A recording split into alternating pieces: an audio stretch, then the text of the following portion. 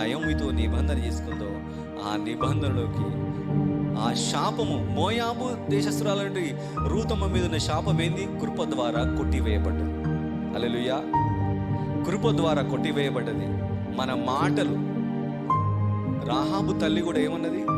మీరు దేశాన్ని నిజంగా స్వతంత్రించుకుంటారు, మీరు బయలుదేరి వచ్చినప్పుడు మా గుండెలు మాలో అవిసిపోయినవి, మిమ్మల్ని కూర్చుని మీ వార్త విన్నప్పుడు మా గుండెలు మాలో బలహీనమైపోయినవి అని చెప్పేసినప్పుడు నిజముగా మాకు నమ్మకం ఉంది.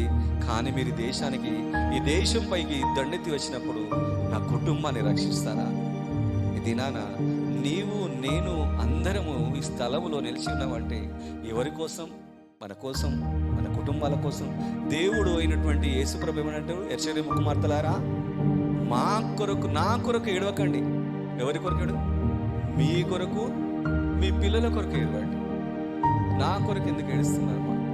ఇది నాన్న కృపలో కట్టబడిన జీవితం. హల్లెలూయా. కృపలో కట్టబడిన జీవితం రూతమ్మ జీవితం. ఈ రూతు తన అత్త యొక్క అడుగుజాడలలో, విశ్వాసపు అడుగుజాడలో నడవడానికి సిద్ధపడి శాపగ్రస్తమైన మోయాబు దేశమును విడిచి దేవుని పట్టణమైన బెత్లెహేమునకు బయలుదేరింది. ఇది నా లోకమనే శాపగ్రస్తమైన జీవితంలో జీవిస్తున్న ప్రియ సహోదరి సహోదరులారా, ఆ జీవితాన్ని విడిచిపెట్టి దేవుడు దర్శిస్తున్న సమయంలో నువ్వు దేవుని సన్నిధికి వచ్చినట్లయితే దేవుడు నీ జీవితాన్ని కడతాడు. దేవుడు నిన్ను పాడైపోయిన గోడలు, తన జీవితం, తన యవ్వన కాలపు జీవితం పాడైపోయిందని తనకు తెలుసు. నా భర్త నా దగ్గరికి తిరిగి రాడని తనకు తెలుసు. అది భర్త చనిపోయినటువంటి స్త్రీని యూదులు చేసుకోవడం అంటే అది మహా, అసలే అన్య దేశస్తురాలు, మోయాబీరాలు, వారి యొక్క ధర్మశాస్త్ర విధులు, వారి విధులు ప్రజలకు వ్యతిరేకంగా, అవి పరిశుద్ధమైనవి. వారు లోకానికి వ్యతిరేకంగా జీవిస్తారు, దేవునికి అనుకూలమైన జీవితం జీవిస్తారు. ఆయనను నిరీక్షణ కలిగి తన అత్తతో బయలుదేరి. ఇది నా ప్రియ సహోదరి సహోదరులారా, నీ జీవితము ఎలాంటి స్థితిలో ఉన్నా, పడిపోయిన జీవితంలో ఉన్నా, చేదైన జీవితంలో ఉన్నా, కృంగిపోయిన జీవితంలో ఉన్నా, ఇక నా జీవితం బాగుపడదు, నా భర్త నా మాట వినడు, నా భార్య నా మాట వినదు, నా పిల్లలు నా మాట వినరు, నా కుటుంబ పరిస్థితులు ఇక మారవు అని అనుకుంటున్న సమయంలో బెత్లెహేమునకు రా. దేవుడు నీ కుటుంబాన్ని దర్శిస్తాడు. హల్లెలూయా. బెత్లెహేమునకు రా. శాపగ్రస్తమైన లోకపు జీవితాన్ని విడిచిపెట్టు, శాపగ్రస్తమైన స్నేహాన్ని విడిచిపెట్టు, శాపగ్రస్తమైనటువంటి లోక మర్యాదలను విడిచిపెట్టు, విశ్వాసులతో కలిసి జీవించు. విజయము నీ పక్షాన నిలిచి ఉంటుంది అని చెప్తున్నాను ఇది నాన్న. హల్లెలూయా. ఎందుకంటే అది అనుభవించాను. మొన్న లాస్ట్ సండే రోజు నేను ఒక గ్రామానికి వెళ్తున్నాను. ఈవినింగ్ మార్నింగ్ ఇక్కడికి వస్తాను, మళ్ళీ ఈవినింగ్ ఆ గ్రామానికి వెళ్తాను. ఆ గ్రామంలో వివాహం ఉంది. అందరూ వెళ్ళారండి. మొత్తం గ్రామం తాళం వేస్తుంది. నేనేమనుకున్నా, దేవా ఏంది మొత్తం కాలనీ ఎంత తాళం వేసిందని చెప్పేసి నేను బాధపడతా. దేవా, ఆ స్థలంలో మోకరించిన, కూర్చున్న, ప్రార్థన చేస్తున్న, ప్రభువా నా ప్రయాసం వ్యర్థమైపోయింది, నేను ఎంత దూరం వచ్చాను అని చెప్పేసి ఏడుస్తూ ప్రార్థన చేస్తున్నప్పుడు ఎన్నడూ కూడా ప్రార్థనకు రానటువంటి ఒక అబ్బాయి స్నానం చేసుకొని నీట్గా తయారై వచ్చి నా ముందు కూర్చున్నాడు. హల్లెలూయా. నాకు అనిపించింది, అసలు ఈ అబ్బాయి ఆరాధనకు రాడే, ఎన్నడూ నేను 1 సంవత్సరం దగ్గర అవుతుంది, ఎప్పుడు రాడే, దేవా ఈ దినాన్ని ఈ అబ్బాయి వచ్చాడని చెప్పేసి. అంటే మన ప్రయాసము, మన నిబంధన, మన విశ్వాసాన్ని దేవుడు చూస్తాడు. హల్లెలూయా. నువ్వు దేవునితో చేసిన నిబంధనను దేవుడు కనులారా చూస్తాడు. దేవుడు కొంచెములో నమ్మకముగా ఉన్న వారిని అధికమైనటువంటి వాటి మీద దేవుడు అధికారిగా నియమిస్తాడంట. కనుక దేవుడు నీకు ఇచ్చినట్టు కొద్దిపాటి భక్తి విశ్వాసంలో నువ్వు నమ్మకం ఉంటే దేవుడు ఒక గొప్ప స్థితిలో నేను నిలబెడతాడు, గొప్ప స్థితిలో నేను ఉంచుతాడు. నీ యవనకాలపు జీవితాన్ని, రూతు తన యవనకాలపు జీవితాన్ని దేవుని ప్రజలతో గడపడానికి నిర్ణయించుకొని రూతమ్మతో బయలుదేరిందే. ప్రియ సహోదరి సహోదరులారా, మీ జీవితాన్ని దేవుని సన్నిధిలో గడపడానికి నువ్వు వచ్చినట్లయితే నీ కుటుంబం మారుతుంది. హల్లెలూయా. నీవు, నీ కుటుంబం మారుతుంది. రూతు కృపలో కట్టబడింది. హల్లెలూయా. ఆ కృపలో దేవుడు మనల్ని, మన కుటుంబాలను కడతాడు. అదేవిధంగా రెండవదిగా కృపలో విజయాన్ని దేవుడిస్తాడు. హల్లెలూయా. కృపలో దేవుడు విజయాన్ని ఇస్తాడు. న్యాయాధిపతుల గ్రంథము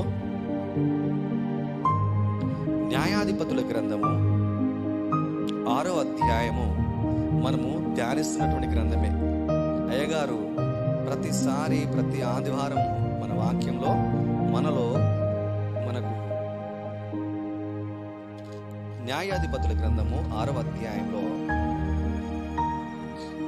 ఇజ్రాయేలు ప్రజలు 6వ అధ్యాయము 3వ వచనం నుంచి 5వ వచనం వరకు చదువుకుంటే, ఇజ్రాయేలు విత్తనములు విత్తిన తర్వాత మిద్యానీయులు, అమాలేకీయులు, తూర్పునందులు వారును తమ పశువులను గుడారంలో తీసుకొని మిడతల దండంత విస్తారముగా వారి మీదికి వచ్చి వారి పంటను నాశనం చేస్తున్నారు.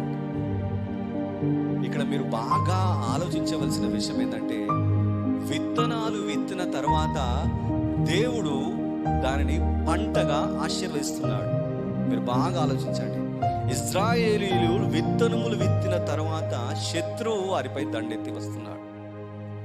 నువ్వు నెలంతా ప్రయాసపడి ఉద్యోగం చేస్తున్నా, చిన్నపాటి పని చేస్తున్నా, చిన్నపాటి తేలికైనటువంటి వ్యాపారాలు చేస్తున్నా, నీ యొక్క ఆ యొక్క పంట చేతికి వచ్చేటప్పుడు శత్రువు ఏం చేస్తాడంట? నీ మీద దాడి చేస్తాడంట.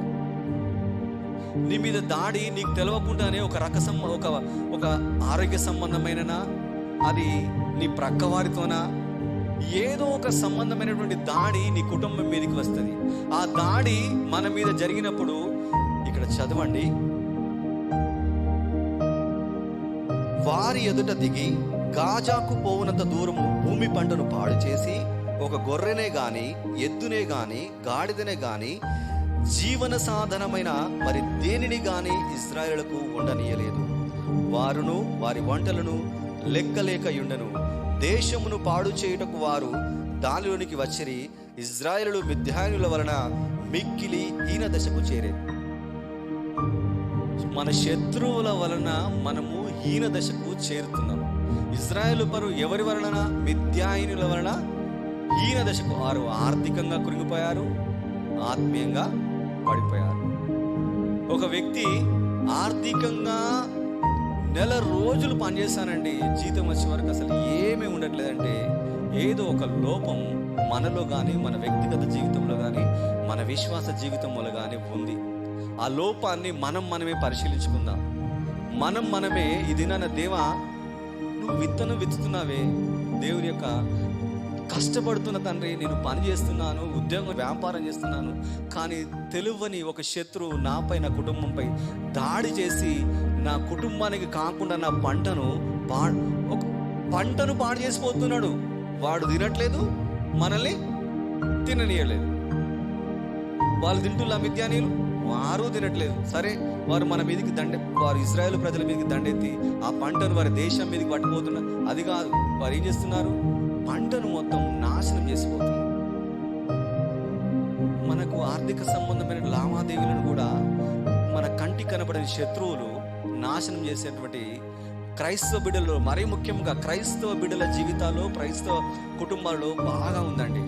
మీరు బాగా పరిశీలించినట్లయితే నెలంతా కష్టపడతారు, రోజంతా కష్టపడతారు, కానీ ఆర్థికంగా ఎదగలేరు, ఆర్థికంగా కట్టబడలేరు, ఆర్థికంగా నిలవలేరు. ఎందుకంటే నీకు తెలవని శత్రువు నీ అంతరంగంలో ఆలోచన కొట్టినప్పుడు నీ పంటను నీ చేతులారా నాశనం చేసుకుంటావు. నీ పిల్లలకు జీవన సంబంధమైనటువంటి ఈవులను పరలోకమందున్న తండ్రి ఆ ఈవులను నీకు ఇస్తున్నాడు, కానీ నీవు పరసంబంధమైన జ్ఞానము లేకుండా వాటిని పాడు చేసుకున్న సందర్భాలు కూడా అనేకంగా ఉన్నవి. దేవా, మిద్యానీయులు వస్తున్నారే అని చెప్పేసి ఒక నమ్మకస్తుడు ఏం చేస్తాడంటే ఒక గానుగ చాటున ఆయన గోధుమలు కొట్టుకుంటున్నాడు.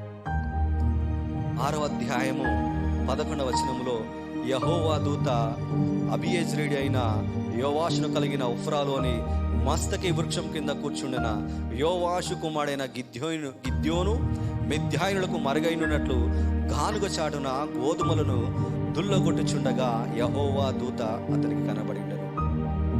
విశ్వాస అయిన ప్రియబిడ్డలారా, తను ఆర్థికంగా ఆశీర్వదించబడిన తర్వాత కూడా శత్రువైన మిద్యానీయులకు కనబడకుండా ఎక్కడ దాచుకున్నాడు? గానుగ చాటున దాచుకున్నాడు. ఈ దినాన దేవుడు నిన్ను ఆశీర్వదించిన, ఆర్థికంగా ఆశీర్వదించిన, ఆత్మీయంగా నిలబెట్టిన శత్రువుకు కనబడకు. శత్రువుకు, కొంతమంది శత్రువులు కాదు, కొంతమంది మిత్రులు కూడా కనబడద్దు. మనం దేవునికి కనబడితే చాలు మన ఆశీర్వాదాలు. హల్లెలూయా. దేవునికి కనబడితే చాలు మన ఆశీర్వాదాలు. ఎవరికి కనబడాలి? దేవుని పిల్లలకు కనబడితే చాలు. శత్రువులు సైతం మనల్ని టార్గెట్ చేసేవాళ్ళు ఉన్నారు. మన పాలివారే మనల్ని టార్గెట్ చేసేవారు ఉన్నారు. మనల్ని హింసలకు పాలు చేసేవారు, నిందలకు పాలు చేసేవారు కూడా ఉన్నారు. కనుక శత్రువుకు కనబడకుండా కూడా తను గోధుమలను, తను ఆశీర్వించిన దేవుడు పంటనిచ్చాడే. ఈ పంట నాకు ఇష్టం తండ్రి, ఈ పంట నా పిల్లలకు కావాలి, నా కుటుంబానికి కావాలి, నా వారికి కావాలి. ఈ పంట ద్వారా నా కుటుంబము పోషించబడాలి తండ్రి అని చెప్పేసి దుఃఖంతో, వేదనతో తను దేవునికి మొరపెడుతూ తన చేతి కష్టార్జితమును గురించి ఆయన మనస్సులో తన అంతరంగములు కుమిలిపోడుచుండగా యెహోవా దూత అతని దగ్గరికి వచ్చి, నువ్వు పరాక్రమశాలివి, హల్లెలూయా, నువ్వు పరాక్రమశాలివి. ఎందుకు ఈ దినాన నువ్వు కృంగిపోతున్నావు? ఎందుకు ఈ దినాన ఎందుకు ఈ దినాన దుఃఖపడుతున్నావు? నీ ద్వారా ఈ దేశానికి ఒక గొప్ప విజయాన్ని నేను తీసుకుని వస్తాను. హల్లెలూయా. ఈ దినాన నీ ద్వారా నీ కుటుంబానికి ఒక గొప్ప విజయం రావాలి. ఈ దినాన నీ ద్వారా నీ కుటుంబానికి, నీ బిడ్డలకు ఒక గొప్ప విజయం వచ్చినట్లయితే నీవు మాత్రమే కాదు, నీ కుటుంబం వారు మొత్తం ఆశీర్వదించబడతారు. హల్లెలూయా. నీవు మాత్రమే వారు, నీ పేరు చెప్పుకొని అనేకులు ఆశీర్వదించబడతారు. హల్లెలూయా. మన పేరు చెప్పుకొని మన ముందు గర్వంగా పాటించేవారు ఉంటారు అని. ఇప్పుడు ఎగ్జాంపుల్ ఒక చిన్న ఉదాహరణ చెప్తా. శ్రవంతక్క కానిస్టేబుల్. ఎక్కడైనా కానిస్టేబుల్ స్టేషన్లో పోయితే, మా అక్క కానిస్టేబుల్ తెలుసా అని చెప్పేసి అంటావు. ఎట్లా అంటావు? శ్రవంతక్కను, మరి శ్రవంతక్క ఎదురుగా కనబడితే ఏమంటావు? అక్క ప్రైజ్ లాడు కూడా చెప్పారు. కానీ సమయం వస్తుంది అనుకో ఏమంటావు? మా అక్క కానిస్టేబుల్. అంటే మనల్ని వాడుకునే వాళ్ళు కూడా ఉన్నారు, కానీ మనల్ని, మన మేలును కోరేవారు చాలా తక్కువ. కనుక ఈ దినాన నువ్వు ఆశీర్వదించబడిన తర్వాత కూడా శత్రువుకు కనబడకుండా మరుగైన జీవితం జీవించాలి. సంఘములో నిలిచి ఉండాలి. దేవునికి అనుకూలంగా నీ మనస్సును, నీ అంతరంగాన్ని నువ్వు అప్పగించుకున్నట్లయితే నీ ద్వారానే గొప్ప విజయాన్ని ఇస్తాడు. హల్లెలూయా. దేవుడు ప్రత్యక్షమయ్యాడు. నువ్వు మనష్యే, అప్పుడు దేవుడు ప్రత్యక్షమైనప్పుడు మనష్యే, అయ్యా నేను మనష్యే గోత్రికుని, సమయం లేదు కాబట్టి కొంచెం, నేను మనష్యే గోత్రికుని, యోసేపు కుమారుడు మనష్యే, నేను మనష్యే గోత్రికుని, నా గోత్రం చిన్నదిగా తేవన్నప్పుడు నీ ద్వారానే నేను విజయాన్ని ఇస్తాను, నిన్ను నిలబెడతాను. అయితే నువ్వు నాకు తోడుగా ఉన్నావని నిన్ను పరీక్షించినప్పుడు, దేవునికి పరీక్ష పెట్టినటువంటి వ్యక్తి ఈ గిద్యోను. దేవునికి పరీక్ష పెట్టిన, బైబిల్ గ్రంథంలో దేవునికి పరీక్ష పెట్టినటువంటి ఏకైక వ్యక్తి గిద్యోను మాత్రమే. 2 సార్లు పరీక్ష పెట్టిన ఆ 2 సార్లు దేవుడు గిద్యోనుకు విజయాన్ని ఇస్తాడు. దేవుడు ఆ మంచు, ఒక గొర్రెబొచ్చును అక్కడ పెట్టి మంచు చుట్టూ పడాలి, ఆ గొర్రెబొచ్చు మీద మాత్రం పడద్దు అన్నప్పుడు చుట్టూ మంచు పడుతుంది, ఆ గొర్రెబొచ్చు మాత్రం పడదు. ఇప్పుడు ఈ యొక్క గొర్రెబొచ్చు మీదనే మంచు పడాలి, చుట్టూ పడద్దప్పుడు, అప్పుడు కూడా దేవుడు తను ఏది అడిగితే తనకు అనుకూలంగా దేవుడు ఆత్మకార్యాన్ని చేస్తాడు. ఈ దినాన దేవుని యొక్క ఆత్మకార్యము మన కుటుంబ జీవితంలో కావాలన్నా గిద్యోను బూర ఊదినప్పుడు 32,000 మంది ప్రజలు వచ్చారే. 32,000 మంది ప్రజలు వచ్చినప్పుడు వీరు గొప్ప, ఈ 32,000 మందికి నేను అమాలేకులను అప్పగించనండి, మిద్యానులను అప్పగించను, వీరు గొప్పవారు, ఎందుకంటే వీరు బాహుబలం వలన అప్పుడు 7వ అధ్యాయము, అప్పుడు దేవుడు ఏమంటాడంటే, వేకువని లేచి హారోదు బావి యొద్ద దిగగా లోయలోని మోరే కొండకు ఉత్తరముగా మిద్యానుల దండుపాలెము వారికి కనబడింది. యెహోవా గిద్యోనుతో నీతో ఉన్న జనులు చాలా మంది ఉన్నారు. 32,000 మంది దేవుని దృష్టిలో చాలా మంది వారు. కనుక నీకు విజయం కలగాలంటే నీకు పరీక్ష పెడతా, నీకు విజయం కలగాలంటే నీకు పరీక్ష పెడతా అని చెప్పేసినప్పుడు, పరీక్ష పెడుతున్నప్పుడు అప్పుడు జనుల నుండి 22,000 మంది తిరిగిపోయారు. మిగిలిన వారు ఎంతమంది? మిగిలిన వారు 4వ అధ్యాయం 7వ అధ్యాయము 4వ వచనములో మరలా ఒక పరీక్ష పెడతాడు దేవుడు. మరలా ఒక పరీక్ష పెడతాడు.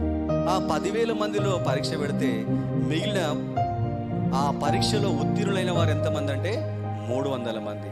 ఈ 300 మంది ఒక పరీక్ష పెట్టి ఏటిలోని నీళ్లు ధారలుగా వెళ్తున్నప్పుడు తాగమని చెప్తాడు. మీరు బాగా పరిశీలించండి. నోటితో దోసిలతో తీసుకొని తాగిన వారిని పక్కన పంపించేయమంట దేవుడు. మోకాళ్ళ మీద వంగి తాగిన వారిని రమ్మనంటాడు యుద్ధానికి. మోకాళ్ళ అనుభవం వారికి ఉంది. హల్లెలూయా. మోకాళ్ళ అనుభవం వారికి ఉంది కాబట్టి ఈ మోకాళ్ళ అనుభవం ఉన్న వారితో యుద్ధాన్ని చేస్తాను. హల్లెలూయా. నీ కుటుంబం గెలవాలంటే మోకాళ్ళ అనుభవం కావాలి. నీవు గెలవాలంటే మోకాళ్ళ అనుభవం నీకు కావాలి. ఈ 300 మందిని నేను సెలక్షన్ చేసుకున్నా. మిగిలిన వాళ్ళంతా ఓడిపోయారు కనుక ఈ 300 మందిని నేను సెలక్షన్ చేసుకున్నా. వీరితో యుద్ధం చేస్తానన్నాడు. కన్నీళ్ళు వస్తుంది. దేవునికి నామానికి స్తోత్రం కలుగును గాక. ఈ 300 మంది నాకు చాలు గిద్యోను, వీరితో నేను గొప్ప విజయాన్ని సాధిస్తాను. ప్రియ బిడ్డలారా, మనం ఇదంతా విన్న వాక్యమే కానీ ఎందుకు చెప్తున్నానంటే వచ్చిన జనం చాలామంది, సంఘం కూడా చాలామంది, కానీ మోకాళ్ళ అనుభవం ఎంతమందికి ఉంది? ఎంతమంది సమస్యల మీద విజయం సాధిస్తున్నారు? ఎంతమంది ప్రార్థన కొడుకుకి వస్తున్నారు? ఎంతమంది ఉపవాస కొడుకుకి వస్తున్నారు? ఎన్ని కుటుంబాలు గెలుస్తున్నాయి, ఎన్ని కుటుంబాలు ఓడిపోతున్నాయి, ఎన్ని కుటుంబాలు ఆర్థికంగా నిలబడుతున్నాయి, ఎన్ని కుటుంబాలు ఆత్మీయంగా నిలబడుతున్నాయి. ఆర్థికంగా నేను ఒక ఉన్నతమైన స్థితిలో నేను ఉన్నాను అనుకుంటావు కావచ్చు, కానీ శత్రువు నీకు తెలవకుండా దాడి చేస్తాడు. నీ కుటుంబానికి శత్రువు నీ కుటుంబం మీద దాడి చేస్తాడు. నీ ఆర్థిక వనరుల మీద కూడా దాడి చేస్తాడు. నీ ఆర్థిక వనరులు, నీ కుటుంబము కాపాడబడాలంటే ఒక 300 మంది మోకాళ్ళ అనుభవం కలిగిన వారు గిద్యోనుతో ఉన్నారే. ఒక 3 ఉన్నారా నీ కుటుంబంలో? ఒక 3 ఉన్నారా నీ కుటుంబంలో? లేదా ఒక్కరున్నారా నీ కుటుంబంలో? ఆ ఒక్కరి స్థానంలో నీవున్నావా? ఇది నాన్న పరిశీలించుకుందా. దేవా, ఆ 300 మందిలో నేను నిలబడతా తండ్రి. నా కుటుంబము ఆర్థిక పరంగా దోచుకోబడుతుంది, ఆరోగ్యపరంగా దోచుకోబడుతుంది, ఆత్మీయంగా పడిపోతుంది. దేవా, శత్రువు మా కుటుంబాలపై దాడి చేస్తున్నాడు తండ్రి. నాయన, మా బిడ్డలపై దాడి చేస్తున్నాడు. దేవా, ఇది నాన్న మేము నిలబడతాం తండ్రి. మోకాళ్ళ అనుభవం మాకుందయ్యా, ఆ ప్రార్థన అనుభవం మాకుంది తండ్రి. మేము యుద్ధం చేయటకు సిద్ధంగా ఉన్నప్పుడు దేవుడు ఏమంటాడంటే, మీ కుండలు పగలగొట్టాలి, మీరు బూరలు ఊదాలి. గిద్యోను ఖడ్గము యెహోవా ఖడ్గము ఏ విధంగా మారిందో ఇది నాన్న నీ ఖడ్గము యెహోవా ఖడ్గముగా మారుతుంది. హల్లెలూయా. నీ కుటుంబము యెహోవా కుటుంబముగా మారుతుంది. నీవు యెహోవా బిడ్డగా నువ్వు నిలబడతావు. అట్టి అనుభవంలోకి రావాలి. దేవుడు నిన్ను ఆ విధంగా పురిగొలిపి, నిన్ను ఆర్థికంగా నువ్వు పడిపోయిన శరీర సంబంధమైన రోగాలతో, రుగ్మలతో నువ్వు బాధపడుతున్న శత్రువైన సాతానుపై గొప్ప విషయాన్ని దేవుడు ఇది నానేస్తాడు. హల్లెలూయా. కనుక ప్రియ సహోదరి సహోదరులారా, వాక్యము ఒకటే. ఒక చిన్న ఉదాహరణ చెప్తా. ఇక్కడ ఉన్నటువంటి తల్లులైనా, ఇక్కడ ఉన్న తనులైనా అందరికీ చికెన్ కానీ కూరగాయలు కానీ ఇచ్చినాం అనుకో, ఇక్కడ ఉన్న వాళ్ళందరినీ వండమంటే ఒక్కొక్క రుచి ఒక్కొక్క తింటారు. ఒక్కొక్క రుచి. అమ్మగారు అంటే టేస్ట్ అమ్మగారు ఉంటుంది. ఇప్పుడు అన్నలు అంటే టేస్ట్ అన్నలు ఉంటుంది. అక్కలు అంటే టేస్ట్ అక్కలు ఉంటుంది. కనుక వాక్యము మనం రోజు చదువుతున్నాం, కానీ వాక్యములో ఉన్నటువంటి మర్మాలను మనం గ్రహించాలంటే బిషప్ అయ్య గారు నేనేమన్నారు, లేఖనాలను ధ్యానించాలి, లేఖనాలను పరీక్షించాలి, లేఖనాలను పరిశోధించాలి. నిన్న దినాన నేను చాలా కోల్పోయినా, నిజం, నేను నేర్చుకోలేకపోయినా. నిన్న దినాన ఉత్తర భాగము దక్షిణ భాగం అనే 2 భాగాలు యెరూషలేములో ఉంటాయి. గలిలయ ప్రాంతంలో దేవుడు మహా గొప్ప పరిచర్య చేశాడని చెప్పేసి యేసుక్రీస్తున్నాడు. నా మనసంతా అక్కడ ఉంది, నా శరీరం మాత్రం. కనుక ఈ దినాన ఏమని చెప్తున్నానంటే, నీ కుటుంబంలో ఎవరుండాలి? మీ కుటుంబాలలో ఎవరుండాలి? మోకాళ్ళ అనుభవం కలిగిన వారు ఉండాలి. మీ ఆర్థిక వనరులు కాపాడబడాలన్నా, మీ ఆరోగ్యం కాపాడబడాలన్నా, మీ యొక్క దేశము కానీ, మీ యొక్క కాలనీ కానీ, మీరు కానీ కాపాడబడాలన్నా కూడా మీరు మోకాళ్ళ అనుభవం కలిగిన వారైతే ఏ శత్రువు కూడా మీ మీదకి దాడి చేయడు. నీవు ఎట్టి విషయాల కోసం రోధిస్తున్నావో, ఎట్టి విషయాల కోసం బాధపడుతున్నావో, ఎట్టి విషయాల గురించి కన్నీరు గారుస్తున్నావో, అక్కడికి యెహోవా దూత వచ్చి, పరాక్రమం గల బలాఢ్యుడా, నువ్వు లేచి నిలబడు, నేను నీతో యుద్ధం చేస్తాను, నీతో యుద్ధం చేపిస్తానని నిన్ను నిలబెట్టి ప్రార్థన పరులను నీ దగ్గరికి నడిపిస్తాడు దేవుడు. హల్లెలూయా. ప్రార్థన పరులను నీ దగ్గరికి నడిపిస్తాడు. కనుక మన సహవాసము, మన యొక్క ఐక్యత, మన యొక్క గురి, మన గమ్యము దేవునిపై నిలబెట్టాలి. దేవుని మీద ఫోకస్ చేయాలి. మన యొక్క కనుదృష్టి అంతా దేవుని బిడ్డలతోనే ఉండాలి. మన సహవాసం అంతా దేవుని బిడ్డలతో ఉండాలి. మన యొక్క సన్నిధంతా దేవుని బిడ్డలతో ఎల్ల వేళలా కలిగి ఉంటేనే నువ్వు ఒక గొప్ప స్థితిలో, నువ్వు ఎవరితో ఉంటే వారి యొక్క అనుభవాలే నీకు వస్తాయి. నువ్వు దైవ బిడ్డలతో ఉండు, నువ్వు దేవుని బిడ్డలతో ఉండు, నువ్వు దేవుని ప్రజలతో ఉండు, నువ్వు దేవుని ప్రజలతో పాటవాడు, నువ్వు దేవుని ప్రజలతో నడువు. నీవు అవే మాటలు నేర్చుకుంటావు, నువ్వు అవే పాటలు పాడతావు, అవే మాటలు నీ హృదయంలోనే వస్తాయి. కనుక కాలేబు ఏమంటున్నా అంటే, నేను ఐగుప్తులో నుండి బయలుదేరినప్పుడు నాకు ఎట్టి బలం ఉందో అట్టి బలము నాకున్నదయ్యా అని చెప్పేసి ఎవరితో చెప్తున్నాడు? తన స్నేహితుడైనటువంటి యెహోషువతోనే చెప్తున్నాడు కదా. ఈ దినాన నీ స్నేహితులతో చెప్పాలి. ఏమని చెప్పాలి? నేను రక్షణ పొందిన దినాన ఎట్టి విశ్వాసం ఉందో అంతకంటే గొప్ప విశ్వాసం నాకుందయ్యా. నేను రక్షణ పొందినప్పుడు ఎట్టి ప్రార్థన అనుభవం ఉందో అంతకంటే గొప్ప ప్రార్థన అనుభవం ఈ దినాన నాకుంది. నాకు ఈ కొండని ఇస్తావా దేవా అంటే, కొండనే కాదు, కొండపై నన్ను కడతావా దేవా అనాలి. హల్లెలూయా. కొండపై కాలేబు ఏమన్నాడు? ఆ కొండ ప్రాంతాన్ని, హెబ్రోను కొండ ప్రాంతాన్ని నాకు అని చెప్పాడు కదా. ఇది నువ్వు ఏమనాలంటే, క్రీస్తు యేసు అను బండపై నన్ను కడతావా తండ్రి అనాలి. హల్లెలూయా. క్రీస్తు యేసు అను బండపై నన్ను కట్టు తండ్రి, నా కుటుంబాన్ని కట్టయ్యా, నన్ను కట్టయ్యా. ఎందుకంటే ప్రార్థనలో ఎదిగారు మీరు, పరిశుద్ధతలో ఎదిగారు, మీరు పాటల్లో ఎదిగారు, ప్రభువులో ఎదిగారు. కానీ ఎంత ఎదిగినా కూడా సాతానుడు, వాడు అపవాది కూలగొట్టడానికి ప్రతిసారి ప్రయత్నిస్తూనే ఉంటుంటాడు. కానీ మనం మెలకువగలిగి, ప్రార్థనలో మెలకువగలిగి దేవుల్లో నిలిచినట్లయితే దేవుడు కట్టేవాడు, సాతానుడు కూల్చేవాడు. ఏదో ఒక చిన్న మాట ద్వారా, ఒక చిన్న ఆలోచనల ద్వారా కుటుంబాలు కూలిపోతున్నాయి. కానీ ప్రభువా, ఈ దినాన నేను కట్టబడాలయ్యా, కృపలో కట్టబడాలి తండ్రి, నేను కృపలో కట్టబడాలి దేవా, నేను కృపలో నిలబడాలి తండ్రి, నేను కృపలో నా జీవితం సాగిపోవాలి దేవా అంటే, రూతు యొక్క జీవితాన్ని కట్టావే. గిద్యోనుతో కృపలో ఉండి గొప్ప వెచ్చాన్ని ఇచ్చావే. గిద్యోనుకు కృపనే, ఆ 2 మార్లు తనను పరీక్షించినా కూడా ఆ కృపను చూపిస్తూ, నేను నీకు తోడుగా ఉన్నాను గిద్యోను, నువ్వు భయపడకు గిద్యోను, నేను నీకు గొప్ప విజయాన్ని ఇస్తాను గిద్యోను. అంత మాత్రమే కాదు గిద్యోను, నీతో పాటు 300 మంది ప్రార్థనా పరులను సైతం నేను నిలబెడతాను గిద్యోను అన్నాడు దేవుడు. హల్లెలూయా. నీవు ఏ సమస్యతో బాధపడుతున్నా, ఎట్టి బలహీనతతో బాధపడుతున్నా, ఎవ్వరికి భయపడుతున్నా కూడా ఈ దినాన దేవుని సన్నిధిలో నిలబడు. దేవుడు నీ పక్షాన గొప్ప విజయం చేస్తాడు. హల్లెలూయా. దేవుడు నీ పక్షాన గొప్ప యుద్ధం చేస్తాడు. కనుక దేవునితో నీవు ఒక నిబంధన చేసుకోవాలి. రూతు నిబంధన చేసుకుంది. నీవు నిబంధన చేసుకుంటేనే దేవుడు నిన్ను ఆశీర్వదిస్తాడు. చేదైన జీవితం, మారాలాంటి జీవితము అసలు మనుషులు కట్టలేరండి రూతు జీవితాన్ని. కానీ ఆ మహిమ స్వరూపైన దేవుడు కట్టాడండి. హల్లెలూయా. ఆ మహిమ గల దేవుడు ఎక్కడికి కట్టాడంటే, సాక్షాత్తు యేసుక్రీస్తు యొక్క వంశావళికి తీసుకెళ్ళేసి రూతమ్మను నిలబెట్టాడు. ఈ దినాన మన జీవితం ఎక్కడ పడిపోయినా, ఎక్కడ కూలిపోయినా, ఎక్కడ చిరిగిపోయినా, మన జీవితంలో రక్షణ వస్త్రానికి కొన్ని అనవసరమైనటువంటి మరకలు కూడా మనం అనుకుంటాం. అనవసరమైన మాటలు మాట్లాడి, అనవసరమైన వాటి విషయాల్లో మనం జోక్యం చేసుకుని కూడా మన రక్షణను మనమే పోగొట్టుకుంటాం. కనుక దేవా, ఈ మరక ఈ దినాన నా జీవితంలో నుండి పోవాలి, ఈ మచ్చ ఈ దినాన నా జీవితంలో నుండి పోవాలి దేవా. ఈ దినాన నా కుటుంబంలో నుండి ఈ యొక్క అపనింద పోవాలి తండ్రి. నా కుటుంబం నీలో కట్టబడాలని నిరీక్షణ కలిగి రూతు వలె దేవుని బిడ్డలతో నడువు. నిరీక్షణ కలిగి ప్రార్థనా పరులతో యుద్ధం చేయి. దేవుడు గొప్ప విజయాన్ని ఇదేనా నీకు, నీ కుటుంబానికి దయచేయునుగాక. నయోమితో నిబంధన చేసుకుందో ఆ నిబంధనలోకి ఆ శాపము, మోయాబు దేశస్తురాలంటే రూతమ్మ మీద ఉన్న శాపం ఏంది? కృప ద్వారా కొట్టివేయబడ్డది. హల్లెలూయా. కృప ద్వారా కొట్టివేయబడ్డది. మన మాటలు, రాహాబు తల్లి కూడా ఏమన్నది? మీరు దేశాన్ని నిజంగా స్వతంత్రించుకుంటారు.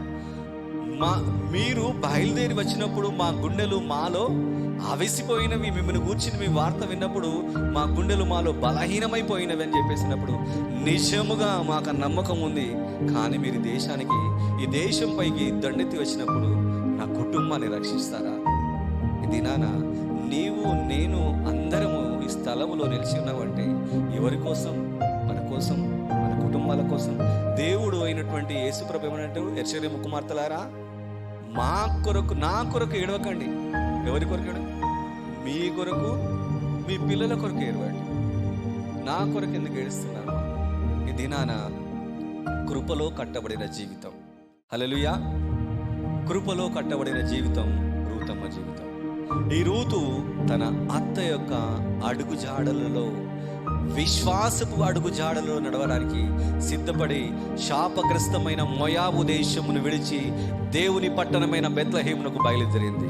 ఇది నా లోకమనే శాపగ్రస్తమైన జీవితంలో జీవిస్తున్న ప్రియ సహోదరి సహోదరులారా, ఆ జీవితాన్ని విడిచిపెట్టి దేవుడు దర్శిస్తున్న సమయంలో నువ్వు దేవుని సన్నిధికి వచ్చినట్లయితే దేవుడు నీ జీవితాన్ని కడతాడు. దేవుడు నిన్ను పాడైపోయిన గోడలు, తన జీవితం, తన యవ్వన కాలపు జీవితం పాడైపోయిందని తనకు తెలుసు. నా భర్త నా దగ్గరికి తిరిగి రాడని తనకు తెలుసు. అది భర్త చనిపోయినటువంటి స్త్రీని యూదులు చేసుకోవడం అంటే అది అసలే అన్య దేశస్తురాలు, మోయాబిరాలు. వారి యొక్క ధర్మశాస్త్ర విధులు, వారి విధులు ప్రజలకు వ్యతిరేకంగా, అవి పరిశుద్ధమైనవి. వారు లోకానికి వ్యతిరేకంగా జీవిస్తారు, దేవునికి అనుకూలమైన జీవితం జీవిస్తారు. ఆయనను నిరీక్షణ కలిగి తన అత్తతో బయలుదేరి. ఇది నా ప్రియ సహోదరి సహోదరులారా, నీ జీవితము ఎలాంటి స్థితిలో ఉన్నా, పడిపోయిన జీవితంలో ఉన్నా, చేదైన జీవితంలో ఉన్నా, కృంగిపోయిన జీవితంలో ఉన్నా, ఇక నా జీవితం బాగుపడదు, నా భర్త నా మాట వినడు, నా భార్య నా మాట వినదు, నా పిల్లలు నా మాట వినరు, నా కుటుంబం పరిస్థితులు ఇక మారవు అని అనుకుంటున్న సమయంలో బెత్లెహేమునకు రా. దేవుడు నీ కుటుంబాన్ని దర్శిస్తాడు. హల్లెలూయా. బెత్లెహేమునకు రా.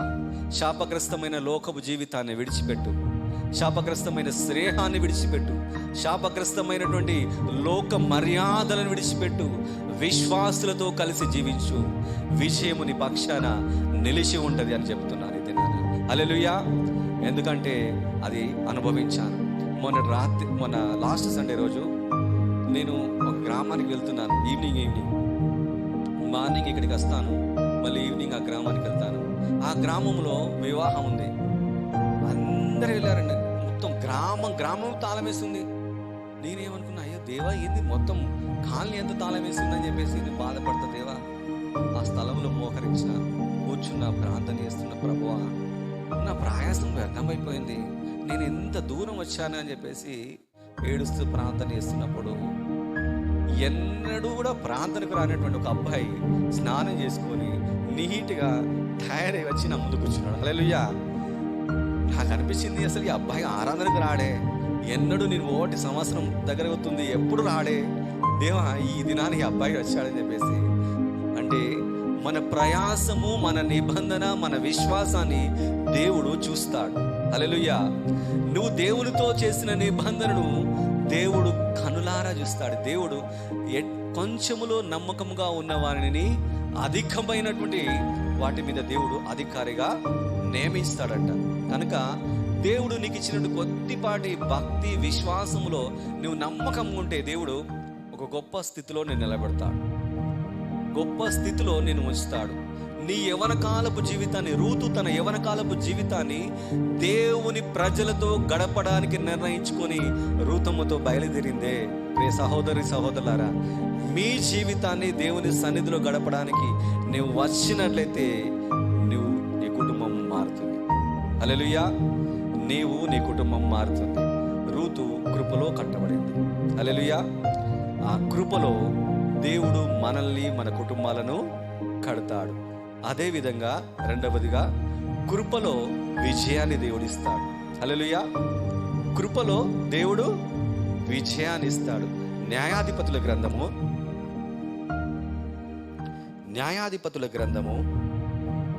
6వ అధ్యాయము మనము ధ్యానిస్తున్నటువంటి గ్రంథమే. అయ్యగారు ప్రతి ఆదివారం మన వాక్యంలో మనలో మనకు న్యాయాధిపతుల గ్రంథము 6వ అధ్యాయంలో ఇజ్రాయేలు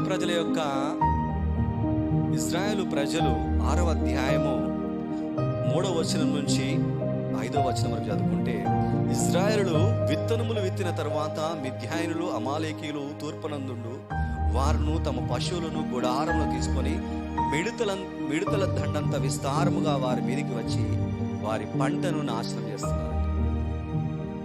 ఇక్కడ మీరు బాగా ఆలోచించవలసిన విషయం ఏంటంటే, విత్తనాలు విత్తిన తర్వాత దేవుడు దానిని పంటగా ఆశీర్వదిస్తున్నాడు. మీరు బాగా ఆలోచించండి. ఇశ్రాయేలీయులు విత్తనములు విత్తిన తర్వాత శత్రువు వారిపై దండెత్తి వస్తున్నాడు. నువ్వు నెలంతా ప్రయాసపడి ఉద్యోగం చేస్తున్నా, చిన్నపాటి పని చేస్తున్నా, చిన్నపాటి తేలికైనటువంటి వ్యాపారాలు చేస్తున్నా, నీ యొక్క ఆ యొక్క పంట చేతికి వచ్చేటప్పుడు శత్రువు ఏం చేస్తాడంట? నీ మీద దాడి చేస్తాడంట. నీ మీద దాడి నీకు తెలవకుండానే ఒక ఆరోగ్య సంబంధమైన, అది నీ ప్రక్కవారితోనా, ఏదో ఒక సంబంధమైనటువంటి దాడి నీ కుటుంబం మీదకి వస్తుంది. ఆ దాడి మన మీద జరిగినప్పుడు ఇక్కడ చదవండి, వారి ఎదుట దిగి గాజాకు పోవునంత దూరము భూమి పంటను పాడు చేసి ఒక గొర్రెనే గాని ఎద్దునే గాని గాడిదనే గాని జీవన సాధనమైన మరి దేనిని గాని ఇశ్రాయేలుకు ఉండనీయలేదు. వారును వారి వంటలను లెక్కలేకయుండెను. దేశమును పాడు చేయుటకు వారు దానిలోనికి వచ్చిరి. ఇశ్రాయేలు మిద్యానీయుల వలన మిక్కిలి హీన దశకు చేరేది. మన శత్రువుల వలన మనము హీన దశకు చేరుతున్నాం. ఇశ్రాయేలు పరు ఎవరి వలన? మిద్యానీయుల వలన హీన దశకు. వారు ఆర్థికంగా కృంగిపోయారు, ఆత్మీయంగా పడిపోయారు. ఒక వ్యక్తి ఆర్థికంగా నెల రోజులు పనిచేస్తానండి, జీతం వచ్చే వరకు అసలు ఏమీ ఉండట్లేదంటే ఏదో ఒక లోపం మనలో కానీ, మన వ్యక్తిగత జీవితంలో కానీ, మన విశ్వాస జీవితంలో కానీ ఉంది. ఆ లోపాన్ని మనమే పరిశీలించుకుందాం.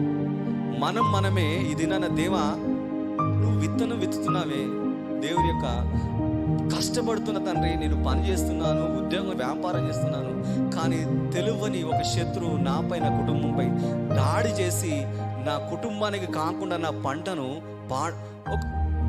పాడు చేసిపోతున్నాడు. వాడు తినట్లేదు, మనల్ని తిననీయలేదు. వాళ్ళు తింటున్న మిద్యానీయులు, వారు తినట్లేదు. సరే, వారు మన మీదకి వారు ఇశ్రాయేలు ప్రజల మీదకి దండెత్తి ఆ పంటను వారి దేశం మీదకి పట్టుకుపోతున్నారు. అది కాదు, వారు ఏం చేస్తున్నారు? పంటను మొత్తం నాశనం చేసిపోతున్నారు. మనకు ఆర్థిక సంబంధమైన లావాదేవీలను కూడా మన కంటికి కనబడిన శత్రువులు నాశనం చేసేటువంటి క్రైస్తవ బిడ్డలు, మరీ ముఖ్యంగా క్రైస్తవ బిడ్డల జీవితాల్లో, క్రైస్తవ కుటుంబాల్లో బాగా ఉందండి. మీరు బాగా పరిశీలించినట్లయితే నెలంతా కష్టపడతారు, రోజంతా కష్టపడతారు, కానీ ఆర్థికంగా ఎదగలేరు, ఆర్థికంగా కట్టబడలేరు, ఆర్థికంగా నిలవలేరు. ఎందుకంటే నీకు తెలవని శత్రువు నీ అంతరంగంలో ఆలోచన పుట్టినప్పుడు నీ పంటను నీ చేతులారా నాశనం చేసుకుంటావు. నీ పిల్లలకు జీవన సంబంధమైనటువంటి ఈవులను పరలోకమందున్న తండ్రి ఆ ఈవులను నీకు ఇస్తున్నాడు, కానీ నీవు పరసంబంధమైన జ్ఞానము లేకుండా వాటిని పాడు చేసుకున్న సందర్భాలు కూడా అనేకంగా ఉన్నాయి. దేవా మిద్యానీయులు వస్తున్నారే అని చెప్పేసి ఒక నమ్మకస్తుడు ఏం చేస్తాడంటే, ఒక గానుగ చాటున ఆయన గోధుమలు కొట్టుకుంటున్నాడు. 6వ అధ్యాయము 11వ వచనంలో, యెహోవా దూత అబియెజ్రీయుడు అయిన యోవాషును కలిగిన ఉఫ్రాలోని మస్తకి వృక్షం కింద కూర్చుండిన యోవాషు కుమారుడైన గిద్యోను మిద్యానీయులకు మరుగైనట్లు గానుగ చాటున గోధుమలను దుల్లగొట్టుచుండగా యెహోవా దూత అతనికి కనబడిండు. విశ్వాసైన ప్రియబిడ్డలారా, తను ఆర్థికంగా ఆశీర్వదించబడిన తర్వాత కూడా శత్రువైన మిద్యానీయులకు కనబడకుండా ఎక్కడ దాచుకున్నాడు? గానుగ చాటున దాచుకున్నాడు. దినాన దేవుడు నిన్ను ఆశీర్వదించిన, ఆర్థికంగా ఆశీర్వదించిన, ఆత్మీయంగా నిలబెట్టిన శత్రువుకు కనబడకు. శత్రువుకు, కొంతమంది శత్రువులు కాదు, కొంతమంది మిత్రులు కూడా కనబడద్దు. మనం దేవునికి కనబడితే చాలు మన ఆశీర్వాదాలు. హల్లెలూయా. దేవునికి కనబడితే చాలు. మన ఆశీర్వాదాలు ఎవరికి కనబడాలి? దేవుని పిల్లలకు కనబడితే చాలు. శత్రువులు సైతం మనల్ని టార్గెట్ చేసేవాళ్ళు ఉన్నారు. మన పాలివారే మనల్ని టార్గెట్ చేసేవారు ఉన్నారు. మనల్ని హింసలకు పాలు చేసేవారు, నిందలకు పాలు చేసేవారు కూడా ఉన్నారు. కనుక శత్రువుకు కనబడకుండా కూడా తను గోధుమలను తనను ఆశీర్వదించిన దేవుడు పంటనిచ్చాడే. ఈ పంటను నాకు ఇచ్చావు తండ్రి, ఈ పంట నా పిల్లలకు కావాలి, నా కుటుంబానికి కావాలి, నా వారికి కావాలి. ఈ పంట ద్వారా నా కుటుంబము పోషించబడాలి తండ్రి అని చెప్పేసి దుఃఖంతో, వేదనతో తను దేవునికి మొరపెడుతూ తన చేతి కష్టార్జితమును గురించి ఆయన మనస్సులో తన అంతరంగములు కుమిలిపొడుచున్నగా యెహోవా దూత అతని దగ్గరికి వచ్చి, నువ్వు పరాక్రమశాలివి, హల్లెలూయా, నువ్వు పరాక్రమశాలివి. ఎందుకు ఈ దినాన నువ్వు కృంగిపోతున్నావు? ఎందుకు ఈ దినాన ఎందుకు ఈ దినాన దుఃఖపడుతున్నావు? నీ ద్వారా ఈ దేశానికి ఒక గొప్ప విజయాన్ని తీసుకుని వస్తాను. హల్లెలూయా. ఈ దినాన నీ ద్వారా నీ కుటుంబానికి ఒక గొప్ప విజయం రావాలి. ఈ దినాన నీ ద్వారా నీ కుటుంబానికి, నీ బిడ్డలకు ఒక గొప్ప విజయం వచ్చినట్లయితే నీవు మాత్రమే కాదు, నీ కుటుంబం వారు మొత్తం ఆశీర్వదించబడతారు. హల్లెలూయా. నీవు మాత్రమే వారు, నీ పేరు చెప్పుకొని అనేకులు ఆశీర్వదించబడతారు. హల్లెలూయా. మన పేరు చెప్పుకొని మన ముందు గర్వంగా పాటించేవారు ఉంటారు అని. ఇప్పుడు ఎగ్జాంపుల్ ఒక చిన్న ఉదాహరణ చెప్తాను. శ్రీవంతక్క కానిస్టేబుల్. ఎక్కడైనా కానిస్టేబుల్ స్టేషన్లో పోయితే, మా అక్క కానిస్టేబుల్ తెలుసా అని చెప్పేసి అంటావు. ఎట్లా అంటావు? శ్రీవంతక్కను మరి శ్రీవంతక్క ఎదురుగా కనబడితే ఏమంటావు? అక్క ప్రైజ్ లాడ్ కూడా చెప్పారు. కానీ సమయం వస్తుంది అనుకో ఏమంటావు? మా అక్క కానిస్టేబుల్. అంటే మనల్ని వాడుకునే వాళ్ళు కూడా ఉన్నారు, కానీ మనల్ని మన మేలును కోరేవారు చాలా తక్కువ. కనుక దీనిన నువ్వు ఆశీర్వదించబడిన తర్వాత కూడా శత్రువుకు కనబడకుండా మరుగైన జీవితం జీవించాలి. సంఘములో నిలిచి ఉండాలి. దేవునికి అనుకూలంగా నీ మనస్సును, నీ అంతరంగాన్ని నువ్వు అప్పగించుకున్నట్లయితే నీ ద్వారానే గొప్ప విజయాన్ని ఇస్తాడు. హల్లెలూయా. దేవుడు ప్రత్యక్షమయ్యాడు. నువ్వు మనష్షే, అప్పుడు దేవుడు ప్రత్యక్షమైనప్పుడు మనష్షే, అయ్యా నేను మనష్షే గోత్రికుని, సమయం లేదు కాబట్టి కొంచెం, నేను మనష్షే గోత్రికుని, యోసేపు కుమారుడు మనష్షే, నేను మనష్షే గోత్రికుని, నా గోత్రం చిన్నదిగా తేవన్నప్పుడు నీ ద్వారానే నేను విజయాన్ని ఇస్తాను, నిన్ను నిలబెడతాను. అయితే నువ్వు నాకు తోడుగా ఉన్నావని నేను పరీక్షించినప్పుడు దేవునికి పరీక్ష పెట్టినటువంటి వ్యక్తి ఈ గిద్యోను. దేవునికి పరీక్ష పెట్టి, బైబిల్ గ్రంథంలో దేవునికి పరీక్ష పెట్టినటువంటి ఏకైక వ్యక్తి గిద్యోను మాత్రమే. 2 సార్లు పరీక్ష పెట్టిన ఆ 2 సార్లు దేవుడు గిద్యోనుకు విజయాన్ని ఇస్తాడు. దేవుడు ఆ మంచు, ఒక గొర్రె బొచ్చును అక్కడ పెట్టి మంచు చుట్టూ పడాలి, ఆ గొర్రె బొచ్చు మీద మాత్రం పడద్దు అన్నప్పుడు చుట్టూ మంచు పడుతుంది, ఆ గొర్రె బొచ్చు మాత్రం పడదు. ఇప్పుడు ఈ యొక్క గొర్రె బొచ్చు మీదనే మంచు పడాలి, చుట్టూ పడద్దప్పుడు అప్పుడు కూడా దేవుడు తను ఏది అడిగితే తనకు అనుకూలంగా దేవుడు ఆత్మకార్యాన్ని చేస్తాడు.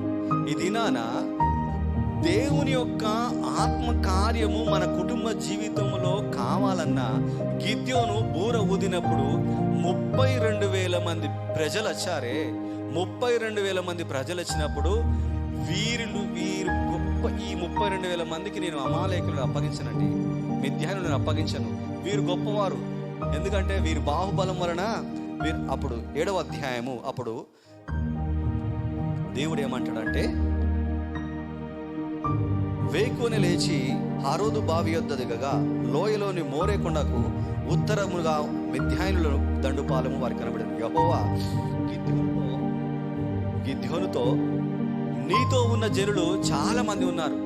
32,000 మంది దేవుని దృష్టిలో చాలా మంది వారట. కనుక నీకు విజయం కలగాలంటే నీకు పరీక్ష పెడతా, నీకు విజయం కలగాలంటే నీకు పరీక్ష పెడతా అని చెప్పేసినప్పుడు, పరీక్ష పెడుతున్నప్పుడు అప్పుడు జనుల నుండి 22,000 మంది తిరిగిపోయారు. మిగిలిన వారు ఎంతమంది? మిగిలిన వారు 4వ అధ్యాయం 7వ అధ్యాయము 4వ వచనములో మరలా ఒక పరీక్ష పెడతాడు దేవుడు. మరలా ఒక పరీక్ష పెడతాడు. ఆ 10,000 మందిలో పరీక్ష పెడితే మిగిలిన ఆ పరీక్షలో ఉత్తీర్ణులైన వారు ఎంతమంది అంటే 300 మంది. ఈ 300 మంది ఒక పరీక్ష పెట్టి ఏటిలోని నీళ్లు దారాలుగా వెళ్తున్నప్పుడు తాగమని చెప్తాడు. మీరు బాగా పరిశీలించండి. నోటితో దోసిలతో తీసుకొని తాగిన వారిని పక్కన పంపించేయమంట దేవుడు. మోకాళ్ళ మీద వంగి తాగిన వారిని రమ్మనంటాడు. మోకాళ్ళ అనుభవం వారికి ఉంది. హల్లెలూయా. మోకాళ్ళ అనుభవం వారికి ఉంది కాబట్టి ఈ మోకాళ్ళ అనుభవం ఉన్న వారితో యుద్ధాన్ని చేస్తాను. హల్లెలూయా. నీ కుటుంబం గెలవాలంటే మోకాళ్ళ అనుభవం కావాలి. నీవు గెలవాలంటే మోకాళ్ళ అనుభవం నీకు కావాలి. ఈ 300 మందిని నేను సెలక్షన్ చేసుకున్నా. మిగిలిన వాళ్ళంతా ఓడిపోయారు కనుక ఈ 300 మందిని నేను సెలక్షన్ చేసుకున్నా. వీరితో యుద్ధం చేస్తానన్నాడు. కన్నీళ్ళొస్తుంది, వస్తుంది. దేవునికి నామానికి స్తోత్రం కలుగును గాక. ఈ 300 మంది నాకు చాలు గిద్యోను, వీరితో నేను గొప్ప విజయాన్ని సాధిస్తాను. ప్రియ బిడ్డలారా, మనం ఇదంతా విన్న వాక్యమే కానీ ఎందుకు చెప్తున్నానంటే, వచ్చిన జనం చాలామంది, సంఘం కూడా చాలామంది, కానీ మోకాళ్ళ అనుభవం ఎంతమందికి ఉంది? ఎంతమంది సమస్యల మీద విజయం సాధిస్తున్నారు? ఎంతమంది ప్రార్థన కొడుకుకి వస్తున్నారు? ఎంతమంది ఉపవాస కొడుకుకి వస్తున్నారు? ఎన్ని కుటుంబాలు గెలుస్తున్నాయి, ఎన్ని కుటుంబాలు ఓడిపోతున్నాయి, ఎన్ని కుటుంబాలు ఆర్థికంగా నిలబడుతున్నాయి, ఎన్ని కుటుంబాలు ఆత్మీయంగా నిలబడుతున్నాయి. ఆర్థికంగా నేను ఒక ఉన్నతమైన స్థితిలో నేను ఉన్నాను అనుకుంటావు కావచ్చు, కానీ శత్రువు నీకు తెలవకుండా దాడి చేస్తాడు.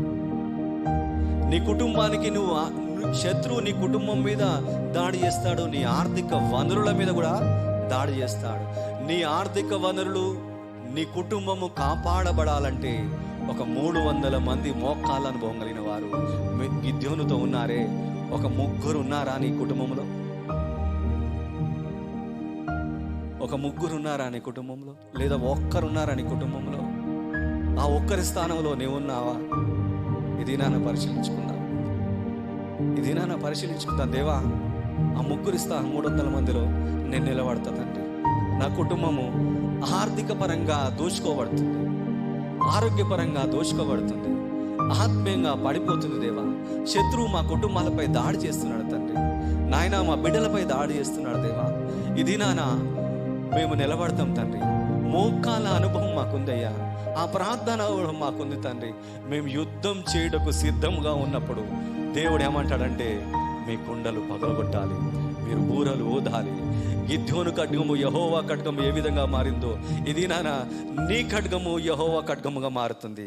హల్లెలూయా. నీ కుటుంబము యెహోవా కుటుంబముగా మారుతుంది. నీవు యెహోవా బిడ్డగా నువ్వు నిలబడతావు. అట్టి అనుభవంలోకి రావాలి. దేవుడు నిన్ను ఆ విధంగా పురిగొలిపి, నిన్ను ఆర్థికంగా నువ్వు పడిపోయిన శరీర సంబంధమైన రోగాలతో, రుగ్మలతో నువ్వు బాధపడుతున్న శత్రువైన సాతానుపై గొప్ప విషయాన్ని దేవుడు ఇది నానేస్తాడు. హల్లెలూయా.